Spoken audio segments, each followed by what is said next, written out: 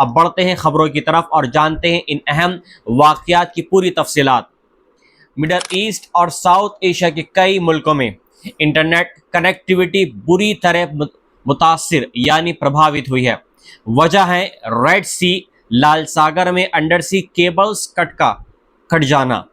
Microsoft نے بیان جاری کیا ہے اور ان کی azure کلاؤڈ سروس اس ڈسٹرپشن سے متاثر ہوئی ہے۔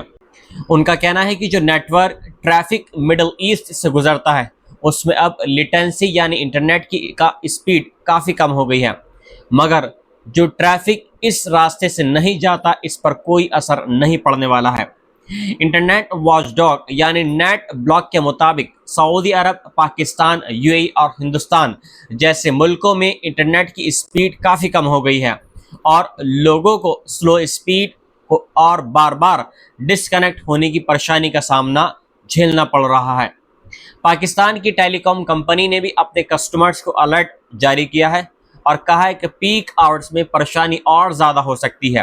یاد رہے کہ انڈر سی کیبلز انٹرنیٹ کی ریڑھ کی ہڈی یعنی بیک بون مانی جاتی ہے۔ یہ ایشیا کو یورپ سے جوڑتی ہے۔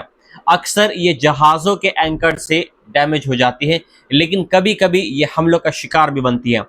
اس سال کی شروعات میں یمن کی حکومت نے حوثیوں پر الزام لگایا تھا کہ وہ ریڈ سی کی ان کیبلز کو نشانہ بنانے کا پلان تیار کر رہے ہیں، لیکن حوثیوں نے ان الزامات کو بری طریقے سے انکار کیا تھا۔ اسی دوران مائکروسافٹ ایک اور وواد میں پھنس گئی ہے۔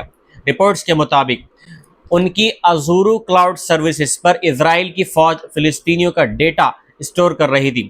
اس خلاصے کے بعد جگہ جگہ احتجاج اور پردرشن ہوئے اور مائکروسافٹ نے 4 امپلائیز کو نوکری سے نکال دیا جو ان پروٹیسٹرز میں شامل تھے۔